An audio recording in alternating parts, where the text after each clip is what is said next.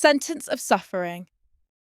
It was late July when the four of them, Lila, Cassie, Morgan, and Emma, were vomited out from the shadowy confines of the youth detention center. They squinted into the jaundiced light of the setting sun, the scent of disinfectant and despair still clinging to their clothes. Freedom felt like a phantom limb, an ache for something that wasn't really there. In the center, they had forged a sisterhood from the jagged shards of their shared pain, a bond of scar tissue and blistered rage. By some cruel joke of the system, they were all released on the same day. Lila, the group's reluctant leader, had found and stolen the book. It was in the detention center's library, a place that smelled of slow rot, wedged behind brittle legal encyclopedias. It was bound in something that felt unnervingly like human skin, cool and supple. The legend was that it belonged to a girl who had gone mad within those walls, who clawed her own eyes out and simply vanished from her locked cell. They said she didn't escape, but was devoured by her own nightmares. Drawn by the book's sickly, sweet promise of power, they began to practice its secrets in the grim, damp bedsit the probation service had found for them. At first it was trivial, charms for protection, blackened curses at their wardens, but the book was a hunger, and it taught them to be hungry too.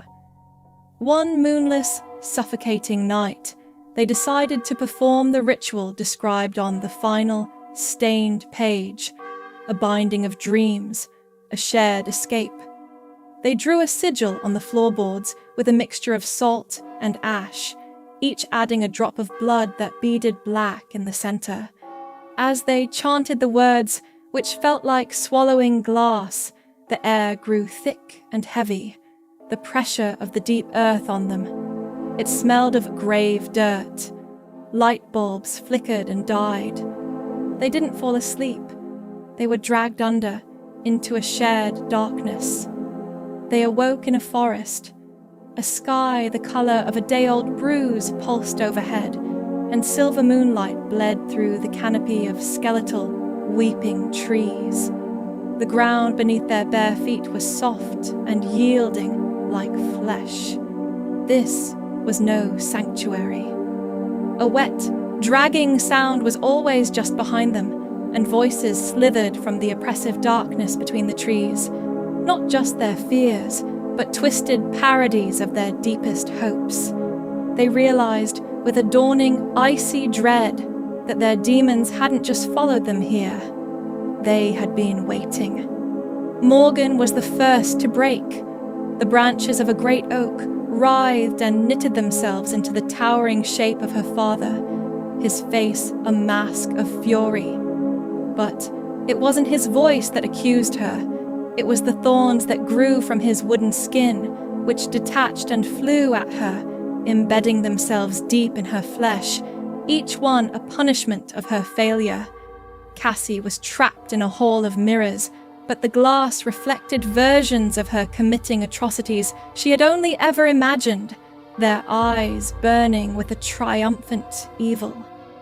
Then the reflections began to move, their fingers pressing against the other side of the glass, which bulged like a soap bubble, threatening to burst. Emma was hunted by the ghosts of her past. They were waterlogged and bloated, crawling from a black, swampy bog, their mouths full of mud as they gurgled her name, their dead hands reaching to drag her down into the filth with them. Lila, fighting to keep a scream from tearing her throat apart, found herself back in the isolation room. The walls weren't stone. They were compacted, screaming faces, their silent agony of physical pressure. The air was dust, the dust of powdered bone and dried tears, and she was forced to breathe it in, choking on despair. Desperation led them towards a discordant, off-key lullaby that echoed from the forest's heart. There, stitched into a throne of roots and human bone, was the mad girl from the library. Her face was a preserved, rotten mask, her eyes empty sockets from which silverfish crawled. She was the warden of this prison. She smiled, a gesture that split her cracked lips. The only way out, she grunted in their minds, was to feel a pain greater than the one that trapped them. In a final, frenzied showdown, they fought back. Morgan tore the thorny effigy of her father apart with her bare hands, screaming as splinters the size of needles drove deep into her palms. Cassie smashed the mirrors one by one, letting the shards slice her arms open, accepting the monstrous reflections as her own. Emma let the gurgling figures pull her under the mud and eat away at her limbs, embracing their cold, dead weight until they dissolved around her body. And Lila, with bloodied fingernails, clawed at the walls of screaming faces until they crumbled into dust, leaving her kneeling and gasping in the wreckage, with her fingers worn to the bones. They awoke on the bedsit floor with a single, unified scream, the stench of the nightmare forest still in their nostrils, splinters in their hands, deep cuts on their arms, mud under their nails and in their mouths. The book was buried that same day, deep in the earth, a desperate, pathetic attempt to end it. For a single afternoon, they allowed themselves to hope. But that night, Lila was woken by a syrupy voice that coiled around her brainstem. There, at the foot of her bed, dripping with fresh soil and night crawlers, was the book. An unseen force slammed her down onto the mattress, which suddenly felt like soft, damp earth. Her eyes rolled back into her head as her legs were pulled open. Then she was ripped back into the nightmare forest. The others were already there, cut apart with their guts twisted and shredded, but still alive. They weren't just hanging. Their bodies were impaled, woven into the thorny, ever-growing branches like living tapestries. Their limbs were stretched and tangled, their mouths open in silent, unending screams that cracked their jaws apart, their eyes wide and staring, forced to watch each other's torment for eternity.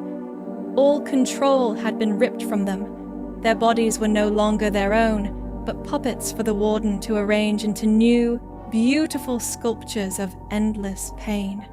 They were butchered like meat on a stick. This time there was no release date. They were not prisoners. They were scenery, sentenced to an eternity of suffering, not in a cell, but as part of the very nightmare that had promised them escape.